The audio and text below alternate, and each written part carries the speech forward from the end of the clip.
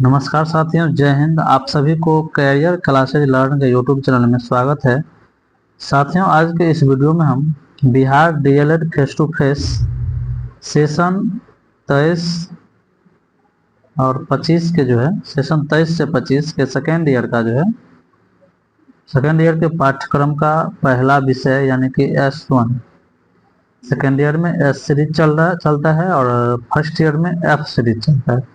तो first year का भी वीडियो आपको मिलेगा, सेकेंड ईयर का भी मिलेगा। सबसे पहले फर्स्ट ईयर का आप सेकेंड ईयर का देख रहे हैं। S1 जो विषय जो किताब ये SCERT बिहार के द्वारा ये विकसित किया गया है। आपका जो भी डीएलएड के एग्जाम में पूछा जाता है क्वेश्चन, इसी के अंदर से 100% क्वेश्चन आता है। इससे बाहर कहीं से भी क्वेश्चन नहीं आता है। पहला S1 है आपका यहाँ पर देख रहे हैं। S1 है भारतीय समकालीन समाज में शिक्षा। भारतीय समकालीन समाज में शिक्षा, ये S1 है। इसमें 5 यूनिट है। पांचों यूनिट को हम बारी बारी से पढ़ेंगे एक एक अलग अलग वीडियो में।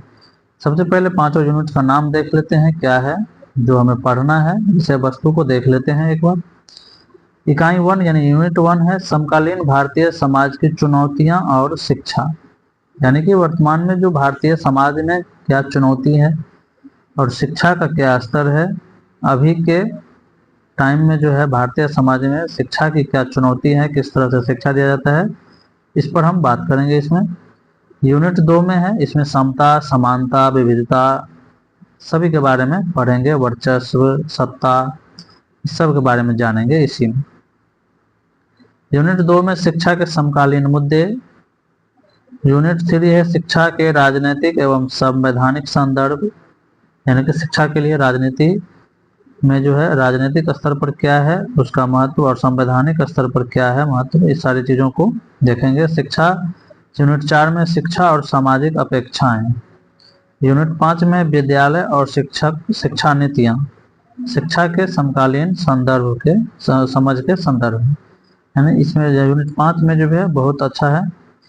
आपका सभी टॉपिक इम्पोर्टेंट है। सभी टॉपिक से क्या होता है क्वेश्चन पूछा जाता है और 100% इससे क्वेश्चन पूछा ही जाता है। तो चलिए आज का सेशन स्टार्ट करते हैं। चैनल पे अगर नए होंगे तो चैनल को सब्सक्राइब कर लें। यूनिट 1 से स्टार्ट करते हैं। सबसे पहले कुछ संक्षिप्त में बताया गया है समकालीन भारतीय समाज की चुनौतियां और शिक्षा के बारे में, तो देख लेते हैं। यहाँ पर देख रहे हैं मानव प्रकृति की सर्वोत्तम रचना है। मानव प्रकृति की ईश्वर की सबसे सर्वोत्तम रचना है, जो अपने साथ कुछ जन्मजात शक्तियां लेकर पैदा होता है। शिक्षा के द्वारा मानव की इन जन्मजात शक्तियों का विकास, उसके ज्ञान एवं कला कौशल में वृद्धि एवं व्यवहार में परिवर्तन किया जाता है और उसे सभ्य, सुसंस्कृत एवं योग्य नागरिक बनाया जाता है।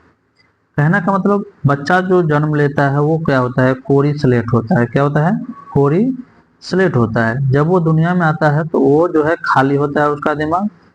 तो क्या होता है, जब शिक्षा का बीज उसमें बोया जाता है बच्चों में, तो क्या होता है, एक सभ्य नागरिक बनता है। उसके ज्ञान में, कौशल में वृद्धि होता है, समझ गए।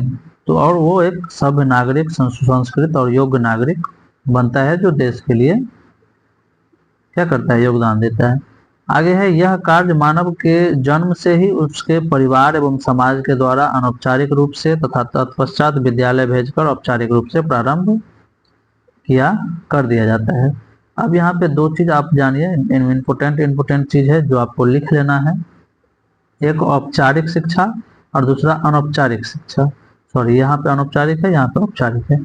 अनौपचारिक शिक्षा यहाँ पे बता ही दिया गया है कि परिवार, यहाँ पे देख रहे हैं, परिवार, समाज या खेल के मैदान। अनौपचारिक शिक्षा वो होती है जिसका पाठ्यक्रम समय निर्धारित नहीं होता है, आप कहीं भी ले सकते हैं। परिवार में जो चीज आप सीख रहे हैं वो आपका अनौपचारिक शिक्षा है। समाज में जो चीज सीख रहे हैं वो आपका अनौपचारिक शिक्षा है। खेल के मैदान में जो चीज सीख रहे हैं आपका अनौपचारिक शिक्षा है।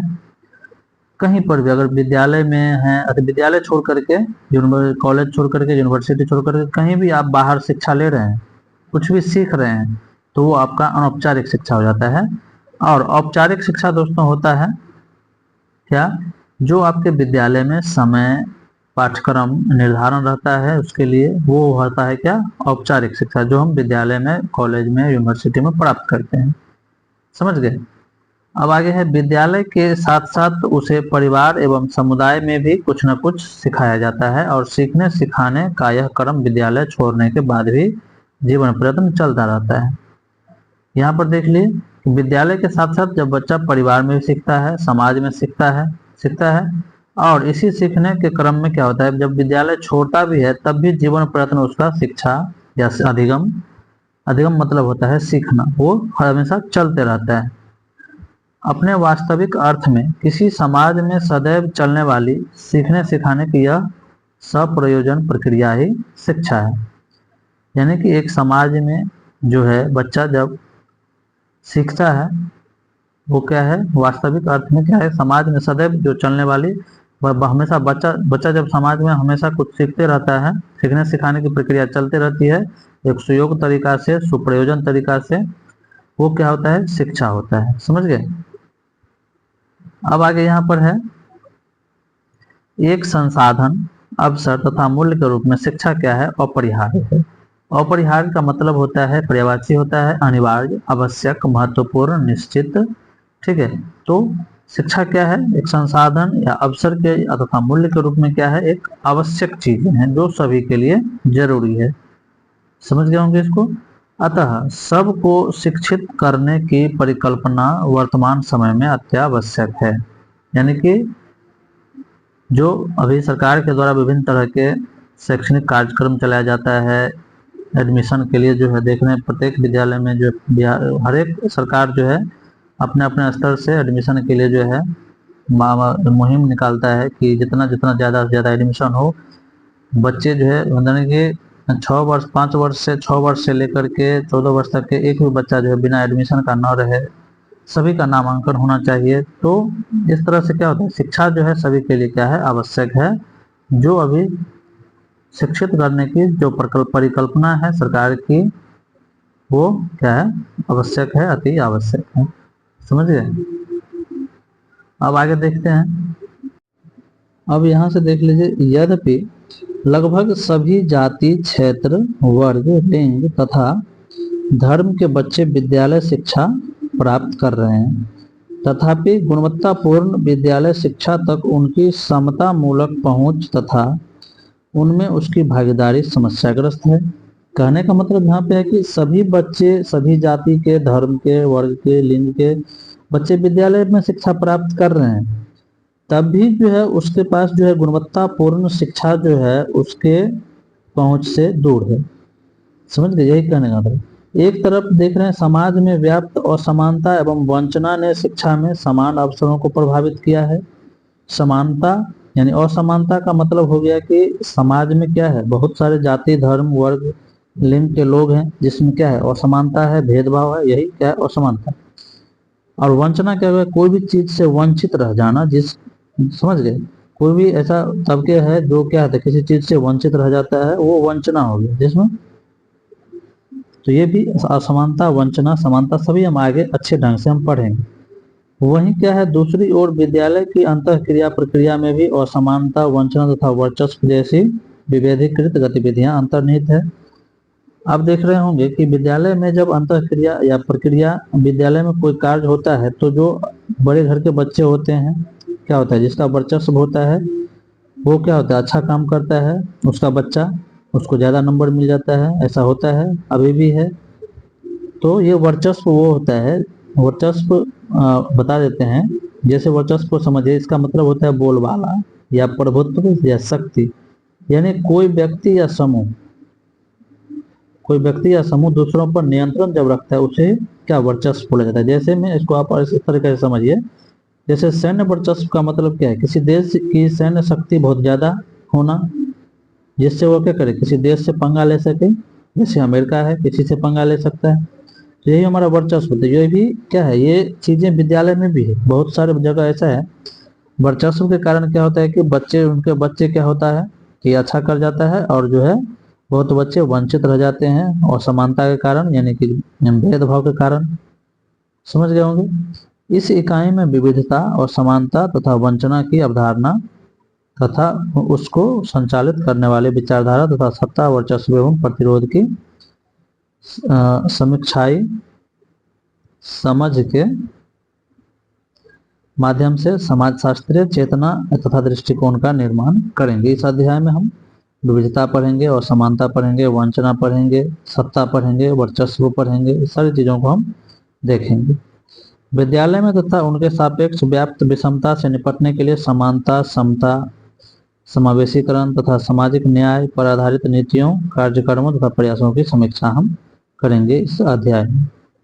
समानता पढ़ेंगे। समानता मतलब सभी एक समान है, उसी को समता कहते हैं, यानी कि सभी के समान अवसर मिलना, समान व्यवहार करना किसी के साथ। और समता हो गया यानी किसी के साथ निष्पक्ष न्याय होना।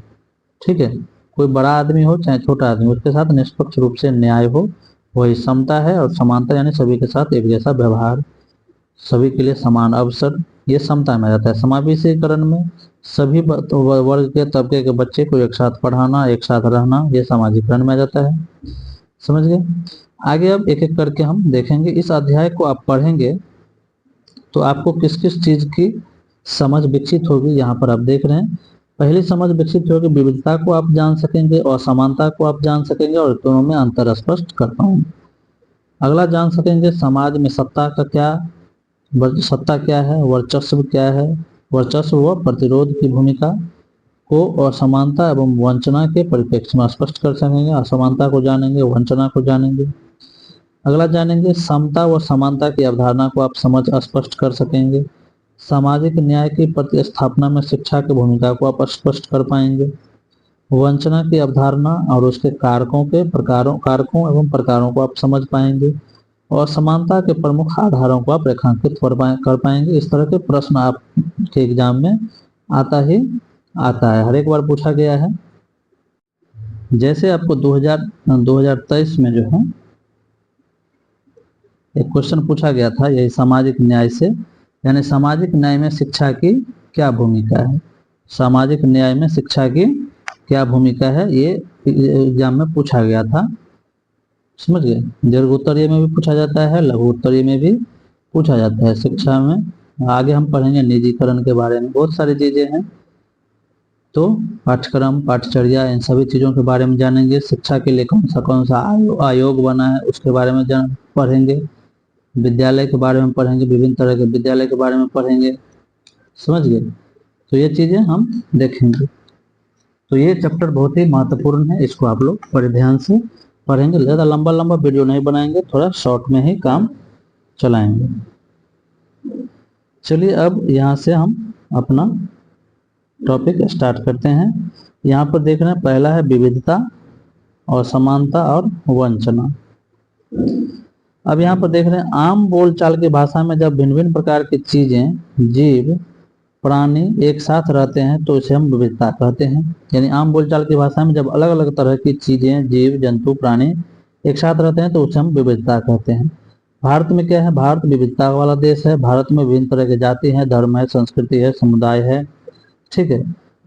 तो अर्थात विभिन्न प्रकार के प्राणियों का सह अस्तित्व भी विविधता है। यानी विभिन्न प्रकार के प्राणी जब एक साथ रहता है, एक साथ उसका अस्तित्व रहता है, उसी वही को हम क्या कहते हैं, विविधता कहते हैं। आपने अपने आसपास एक सुंदर बगीचा या उद्यान देखा होगा। बगीचा इसीलिए खूबसूरत नहीं होता है कि उसमें एक तरह के फूल के पेड़ लगे होते हैं, बल्कि खूबसूरत इसलिए होता है क्योंकि उसमें अलग अलग तरह के सजावटी पौधे, फूलों के पौधे लगे होते हैं। समझ गए। विभिन्न रंग के, रूप के, आकार के पौधे बगीचे में सौंदर्य के चार चांद लगाते रहते हैं। अगर एक ही तरह के फूल रहेंगे तो क्या करेगा, उसकी सुंदरता उतनी अच्छी नहीं रहेगी जितना विविधता में होता है। विविधता मतलब अलग अलग तरह के फूल, अलग तरह के आकार के, रंग के, रूप के रहते हैं तो वो ज्यादा अच्छा लगता है। तो समाज में, हर एक वर्ग में, समाज में इसी तरह से विविधता रहता है। भारत में भी क्या है, इसी तरह का विविधता है। विभिन्न तरह के संस्कृति के, समुदाय के, धर्म के लोग रहते हैं। यह सुंदरता यदि कश्मीर के शालीमार बाग में देखने को मिलती है तो दूसरी ओर दिल्ली के राष्ट्रपति भवन के उद्यान में भी यह नजर आता है। अगर विविधता न हो तो जीवन नीरस हो जाता है। अगर आप सिंपल जीवन में देख लीजिए, अगर आप एक ही तरह के घर में खाना रोज खाइए तो आप एक उब जाएंगे उससे। वही अगर अलग अलग खाएंगे तो क्या होता है, सब्जियों में अगर खाने में भी विविधता रखते हैं तो आपको अच्छा लगता है खाना खाने में। वही है हमारे जीवन में। जहाँ पे भी, जिस समाज में भी हम रहते हैं, वहाँ पे विविधता रहता है, और विविधता को हमको समझना पड़ता है कि आदमी अगर है समाज में तो सभी में विविधता है, सभी में व्यक्तिगत विभिन्नता है, सभी की अपनी अपनी क्या है, संस्कृति है, सभी अपने अपने अनुसार, अपने विचार के अनुसार काम करते हैं, तो उनके अनुसार हमें उनको समझना पड़ेगा। अब आगे देख लीजिए, यहाँ पर करीब, यहाँ पर है 200 वर्ष या उसके पहले, जब रेल, हवाई जहाज, बस और कार से हमारे जीवन का कार जब हमारे जीवन का हिस्सा नहीं था, तब भी लोग एक जगह से दूसरे जगह यात्रा करते थे। वे पानी के जहाज से, घोड़ा से, ऊंट से बैठकर या पैदल, हाथी से जाते थे, पैदल भी जाते थे, हाथी से, बहुत तरह से यात्रा करते थे। अक्सर ये यात्रा किस लिए होता था, तो खेती के लिए या अलग तरह वहाँ पे बसने के लिए, जमीन के लिए या व्यापार के लिए होता था ये यात्रा। क्योंकि यात्रा बहुत समय लगता था यात्रा में, ठीक है, क्योंकि पैदल चलना पड़ता था, जानवरों पे बैठ के चलना पड़ता था, क्योंकि अभी की तरह पहले रेल, हवाई जहाज, बस, इतना सारी सुविधाएं, यातायात के साधन नहीं थे। इसीलिए लोग नई जगह पर अक्सर काफी लंबे समय तक रुक जाते थे पहले। इसके अलावा सूखे और अकाल के कारण भी कई लोग विस्थापित होते थे, घर छोड़ते थे। उन्हें जब पेट भर खाना तक नहीं मिलता था तो वह नई जगह जाकर बस जाते थे। और क्या करते थे, कुछ लोग काम की तलाश में और कुछ युद्ध के कारण घर छोड़ देते थे। लोग जब नया जगह जाते हैं तो कुछ ना कुछ अपनी संस्कृति लेके जाते हैं, अपना विचार लेके जाते हैं। तो जब दूसरे जगह जाते हैं, वही है यहाँ पर, लोग जब नई जगह बसना शुरू करते हैं तो उनके रहन सहन में थोड़ा बदलाव आ जाता है। कुछ चीजें जो है नई जगह से लेते हैं, कुछ जो है चीजें वे अपने पुराने ढर्रे पर ही चलते रहते हैं। इसी तरह से उसकी भाषा, भोजन, संगीत, धर्म आदि में नए और पुराने का मिश्रण होता है। उसी संस्कृति की नई जगह की संस्कृति में आदान प्रदान होता है, और धीरे धीरे एक मिश्रित यानी मिली जुली संस्कृति उभरती है। समझ गए? तो यही विविधता है। सभी जगह की संस्कृति एक जैसी नहीं होती, अलग अलग होती है, और जब उसमें हम रहते हैं, वहाँ पे जब अपनी संस्कृति उसकी संस्कृति में जब आपस में आदान प्रदान होता है तो एक नई संस्कृति उभर के आती है, और वो अच्छी होती है। अब आगे देख लीजिए, ज्यादा नहीं लेंगे, ज्यादा लंबा वीडियो नहीं बनाएंगे। अगर अलग अलग क्षेत्रों का इतिहास देखें तो हमें पता चलेगा कि किस तरह विभिन्न सांस्कृतिक प्रभावों में वहाँ के जीवन और संस्कृति को आकार देने में योगदान किया है। इस तरह से कई क्षेत्र अपने विशिष्ट इतिहास के कारण विविधता संपन्न हो जाते हैं। लोग अलग अलग तरह की भौगोलिक स्थितियों में किस प्रकार सामंजस्य बिठाते हैं, उससे भी विविधता उत्पन्न होता है। यानी कि लोग जब अलग अलग संस्कृति में रहना, रहन सहन सीखता है, अपनी संस्कृति को जो है वहाँ पे शामिल करता है, सामंजस्य करता है भौगोलिक स्थिति में, वो भी क्या है, विविधता है। उदाहरण के लिए समुद्र के पास रहने में और पहाड़ी इलाके में रहने में बड़ा फर्क है। न केवल वहाँ के लोगों के कपड़ों और खान पान की आदतों में फर्क होगा, बल्कि जिस तरह का काम वे करेंगे वे भी अलग अलग होंगे। शहरों में अक्सर लोग यह भूल जाते हैं कि उसका जीवन उनके भौतिक वातावरण से किस तरह गहराई से जुड़ा हुआ है। ऐसा इसीलिए है ऐसा इसीलिए कि शहरों के लोग बिरले ही अपनी सब्जी या अनाज उगाते हैं, वे इन चीजों के लिए बाजार पर ही निर्भर रहते हैं। समझ गए? आइए अब भारत के दो भागों, लद्दाख और केरल के उदाहरण के जरिए यह समझने की कोशिश करेंगे किस क्षेत्र की विविधता पर उसके ऐतिहासिक और भौगोलिक कारकों पर क्या असर पड़ता है। अभी जो हम पढ़ रहे हैं वो विविधता के बारे में पढ़ रहे हैं, ठीक है, कि किस तरह से भारतीय संस्कृति में, भारतीय समाज में विविधता है। इसके बारे में अभी दो तरह से समझेंगे, एक जो है लद्दाख ले रहे हैं और एक केरल ले रहे हैं, कि किस तरह से भौगोलिक विविधता है, क्षेत्र में विविधता है, रहन सहन में विविधता है। अब यहाँ पर देख लीजिए, लद्दाख भारत के उत्तर के पहाड़ियों में बसा एक रेगिस्तानी इलाका है, यानी ठंडा रेगिस्तान है। यहाँ पर बहुत ही कम खेती संभव है, क्योंकि इस क्षेत्र में बारिश बिल्कुल नहीं होती। यहाँ पर बारिश बहुत ही बिरले ही होता है, बहुत कम होता है। यह इलाका हर वर्ष काफी लंबे समय तक बर्फ से ढका रहता है। इस क्षेत्र में बहुत ही कम पेड़ उग पाते हैं। पीने के पानी के लिए लोग गर्मी के महीने में पिघलने वाली बर्फ पर निर्भर रहते हैं। यहाँ के लोग एक खास किस्म के भेड़ पालते हैं, जिसे पश्मीना ऊन कहा जाता है। पश्मीना ऊन जो है बहुत ही महंगा होता है। पश्मीना शॉल इससे बनता है, जो बहुत ही महंगा होता है। समझ गए? आगे सीटेट में आपको ये पूछा जाता है, पश्मीना शॉल जो है 6 स्वेटर के बराबर इसमें गर्मी होता है। और ये हाथ से बुन करके पश्मीना शॉल बनाया जाता है वहाँ के कारीगर के द्वारा। लद्दाख के लोग बड़ी सावधानी से इस ऊन को इकट्ठा करके कश्मीर के व्यापारियों को बेच देते हैं। मुख्यतः कश्मीर में ही पश्मीना शालें बुनी जाती है। यहाँ लोग दूध से बने पदार्थ जैसे मक्खन, चीज, खास तरह का छेना होता है एवं मांस खाते हैं। हर एक परिवार के पास कुछ कुछ कुछ जो है गाय, बकरी और याक होते हैं।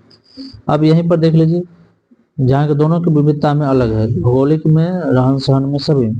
केरल भारत के दक्षिणी कोने में बसा हुआ राज्य है और ये उत्तरी भाग में था। यह एक तरफ समुद्र से घिरा हुआ है, हिंद महासागर से, ठीक है, दूसरी तरफ पहाड़ियों से।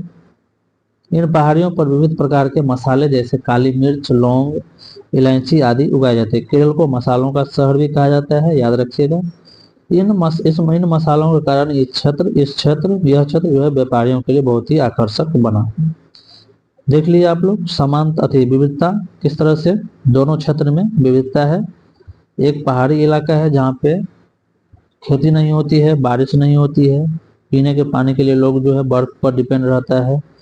वहाँ पे पश्मीना ऊन मिलता है जो बहुत ही, ये पश्मीना ऊन जो है बहुत ही पतला होता है। इसको जब भी इसका जो पश्मीना बकरी होता है, इनको पहाड़ पर जो है लगभग बहुत ऊंचा 5000 मीटर ऊंचा जो है लेकर जाके चढ़ाता है पहाड़ पर, तब जाके इसका जो ऊन जो है बहुत ही पतला होता है, सिल्की होता है, बहुत ही अच्छा मतलब महंगा होता है।